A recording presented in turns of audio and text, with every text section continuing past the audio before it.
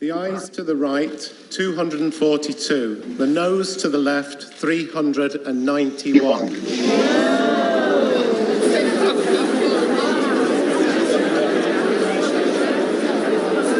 The ayes to the right, 242. The noes to the left, 391. So the noes have it. The noes have it. Unlock. Another thumping defeat. You can see it there, nearly 150, a majority against the Prime Minister. Is going to make a statement. On a point of order, Mr. Speaker, I profoundly regret the decision that this House has taken tonight. I continue to believe that by far the best outcome is that the United Kingdom leaves the European Union in an orderly fashion with a deal. And that the deal we've negotiated is the best and indeed the only deal available. But, Mr. Speaker, I would like to set out briefly how the government means to proceed. 2 weeks ago, I made a series of commitments from this dispatch box regarding the steps we would take in the event that this House rejected the deal on offer. I stand by those commitments in full. Therefore, tonight we will table a motion for debate tomorrow to test whether the House supports leaving the European Union without a deal on the 29th of March. The Leader of the House will shortly make an emergency business statement confirming the change to tomorrow's business. This is an issue of grave importance for the future of our country. Just like the referendum, there are strongly held and equally legitimate views on both sides. For that reason, I can confirm that this will be a free vote on this side of the House.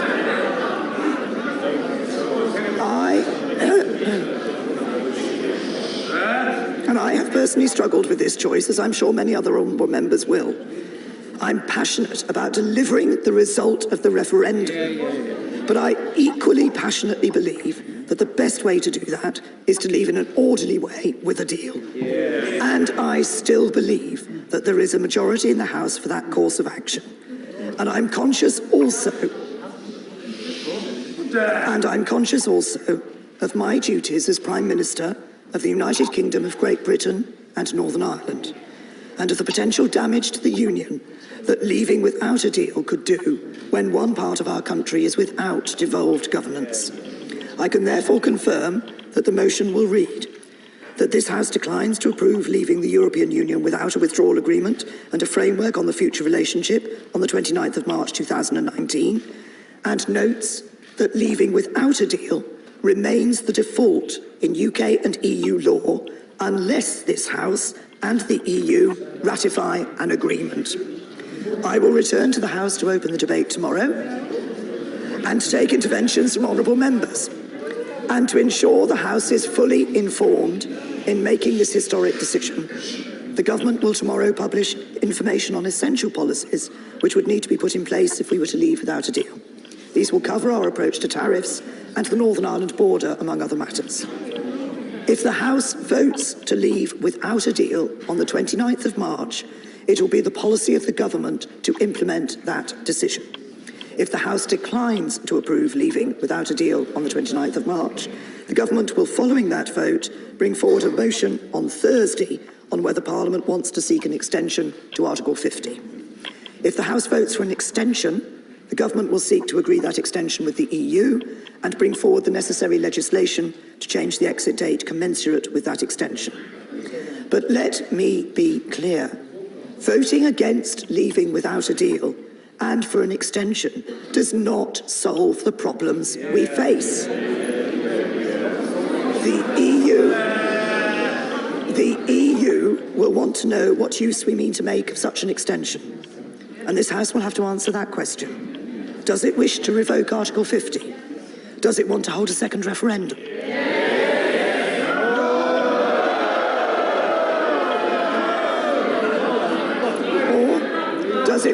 does it want to leave with a deal but not this deal?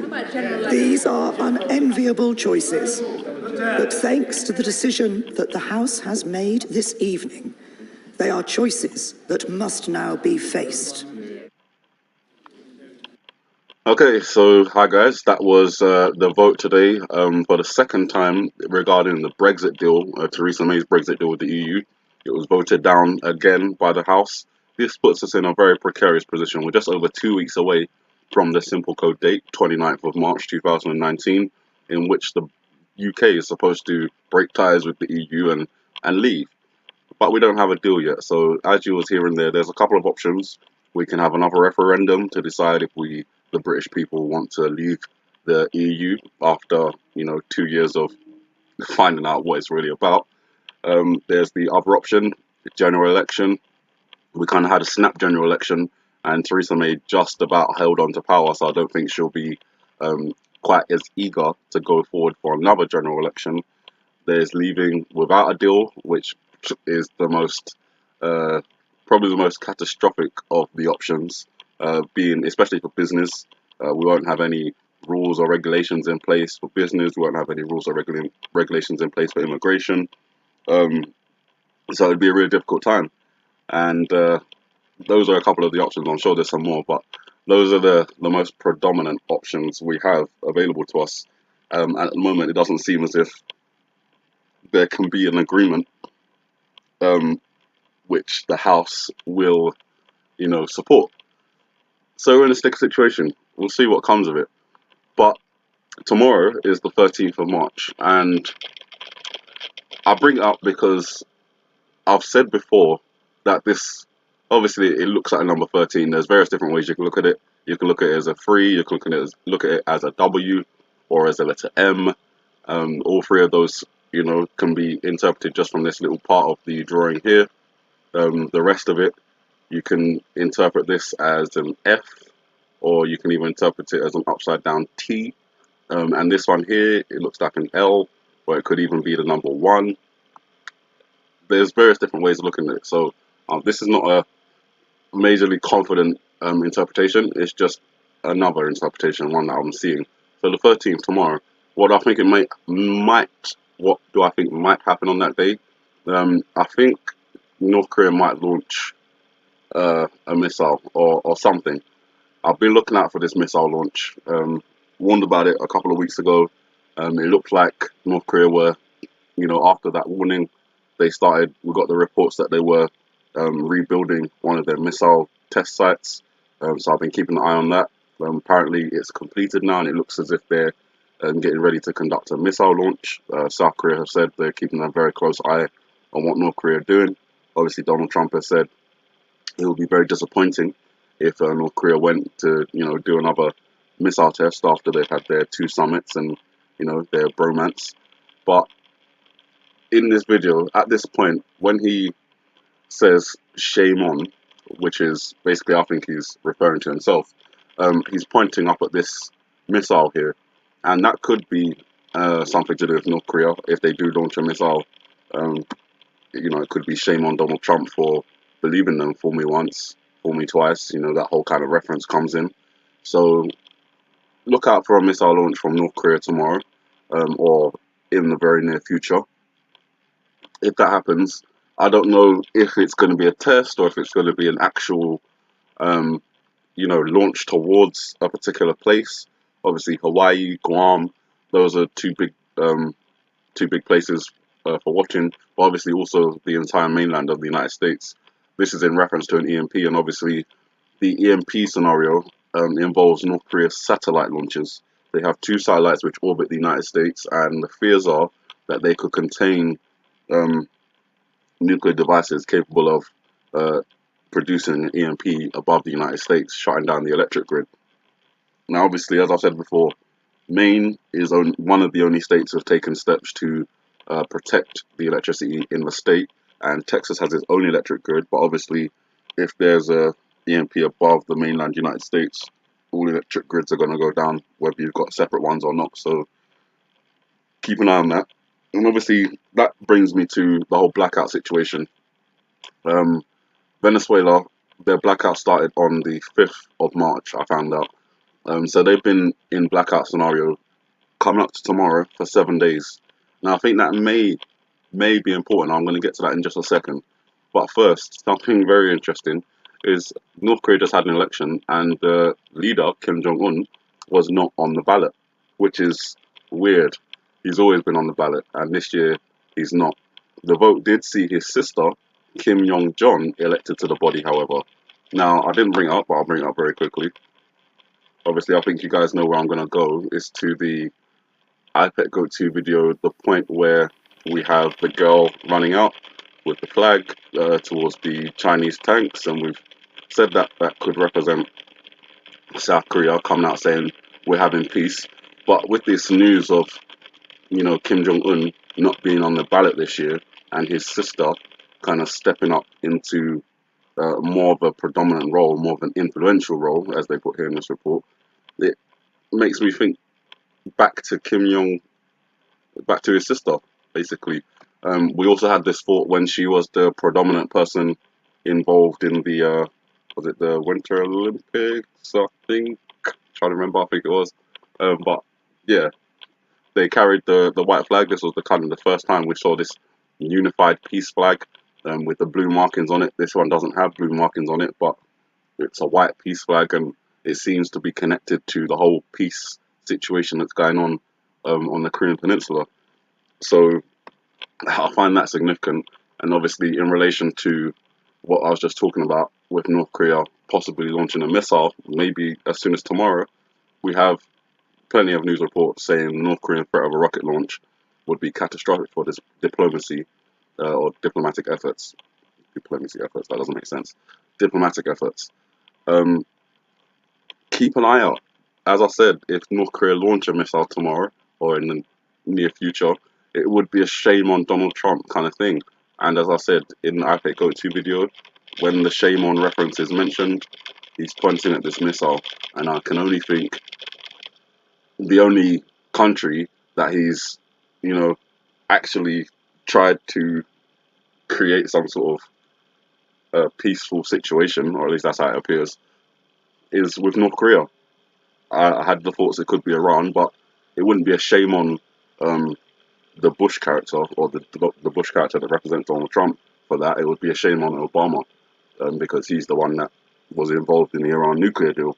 So it's entirely possible. It could be a launch from Iran as well. Um, Both countries, I haven't had that thought before. It's either one or the other, but it's possible it's both. Shame on Donald Trump for trusting North Korea, and shame on Obama for trusting Iran.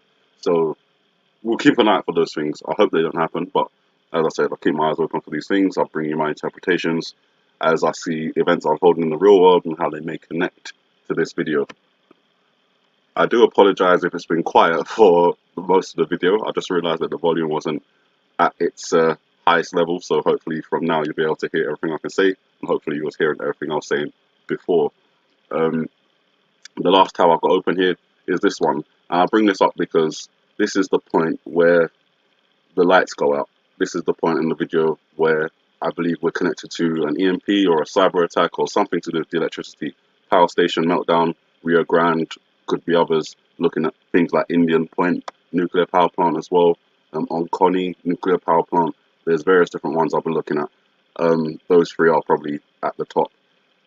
There's 13 figures in total, 12 blue, what I think are boys, and one girl. 13 children, essentially. But at the same time, we've got the hair illuminating in the background, and the hair is associated with March hair, the Mad March hair. It all goes together. So if the hair is indicating March, we have 13 children, which could indicate the 13th, and this could be when we have the electricity or the blackout or the the EMP, something affecting electricity, and that could be connected to the missile launch if one happens tomorrow. So I'm just going with that for the moment. March 13th, blackout starts. That'll be 7 days after the Venezuelan blackout, so I'm coming back to that now. Venezuelan blackout started on the 5th of March. If it continues, which it seems it is going to, up to tomorrow, that'll be 7 days. If the United States then goes down in terms of its electricity, I feel that the apple rolling across the ground 7 times is indicating the length of the blackout before the tsunami, volcanic eruptions, and those kind of things start happening. So 7 rolls across the ground, and as it rolls across the number 7, we get to this point, and we have the volcano on the apple, and we have what looks like the tsunami wave just there. When the apple opens, we have a reference to two dates in one, I believe, which is 2 and 0 and 2 and 1, 20 and 21. So obviously 7 days after the 13th would be the 20th. Then we roll on to the 21st. We've got 3 seeds in total that could indicate March. We've got the 8 and the F. I believe that could reference fissure number 8. As I said before, the interpretations vary, but going back to the fissure number 8 reference and the eruption coming from there, the landslide tsunami scenario happening from there. And then obviously we roll on to like the 23rd, where we've kind of been looking out for a potential tsunami on the east coast involving submarines, possibly Russia's nuclear drone Poseidon. There's all sorts of different things we're looking out for.